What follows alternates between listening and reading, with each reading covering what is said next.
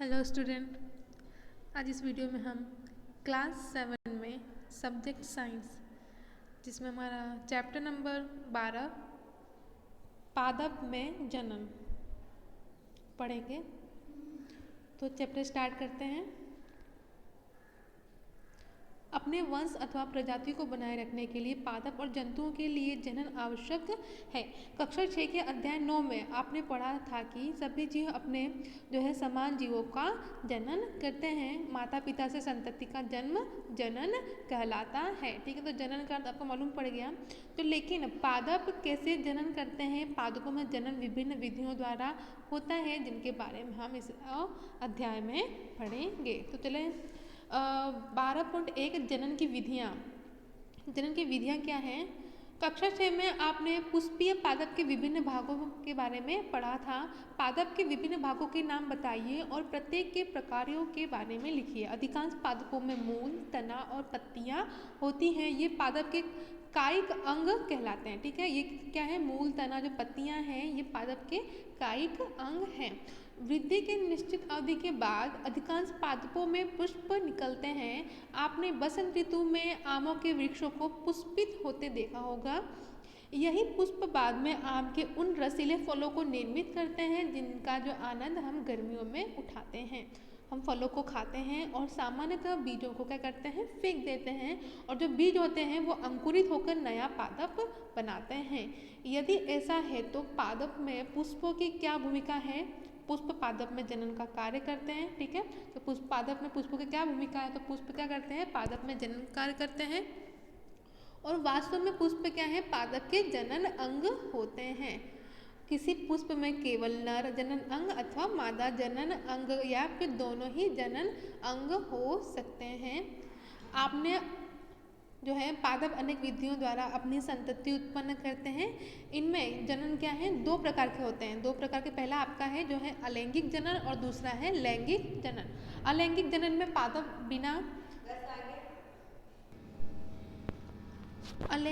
पादप बिना बीजों के ही नए पादप को क्या करते हैं? उत्पन्न कर सकते हैं, जबकि जो लैंगिक जनन में नए पादप बीजों से प्राप्त होते हैं।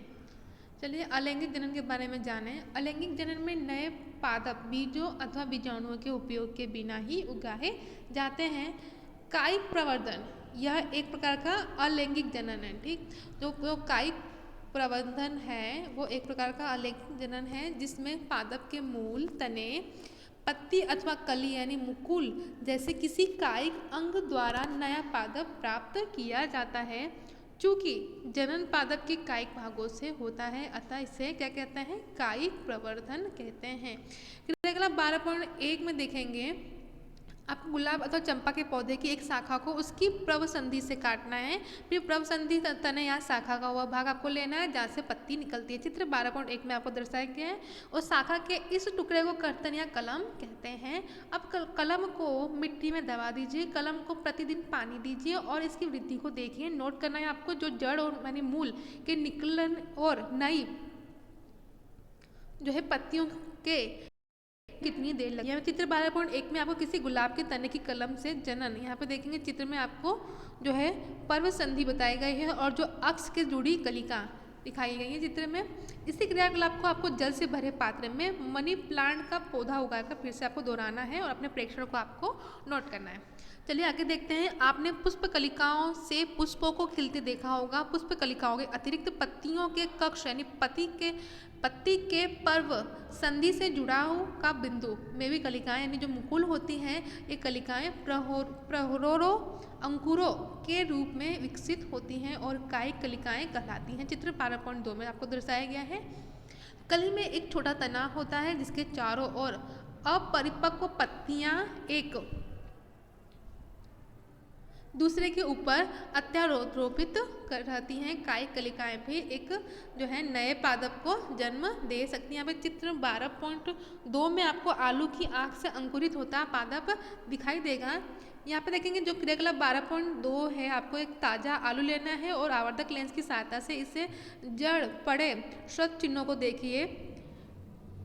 आपने इनमें कलिकाएं दिखाई दे रही होंगी और जो छत्र चिन्ह है वो को आँख भी कहते हैं। आलू के कुछ टुकड़े काटिए जिनमें से प्रत्येक में एक आँख अवश्य हो और उन्हें मिट्टी में दबा दीजिए। उस स्थान पर कुछ दिनों तक पानी डालते रहिए जहां आपने आलू के टुकड़ों को मिट्टी में दबाया था। कुछ दिन बाद आप देखेंगे आलू के टुकड़े को खोद कर निकाल लीजिए। आप क्या देखते हैं, इसी प्रकार जो है आप अदरक जो होता है आदू यानी अदरक अथवा हल्दी में भी उगा सकते हैं। चित्र 12.3 में आपको देखें अदरक का जो है एक टुकड़ा जिसमें से एक नया पादप अंकुरित होता हुआ आपको दिखाई देगा। ब्रायोफिलम यानी पत्थर चट्टा में पत्ती के किनारे के गर्त में कलिकाएं होती हैं। चित्र 12.4 में दर्शाया गया है। यदि इस पादप को पत्ती आंध्र पर गिर जाए तो प्रत्येक कलिका यानी जो मुकुल होती है एक नए पादप को क्या करती है, जन्म दे सकती है। कुछ पादपों की जड़ें यानी मूल भी नए पादपों को जन्म दे सकती है। उदाहरण के लिए आपको यहाँ पे शकरकंद और जो डालिया यानी डहेलिया भी कहते हैं।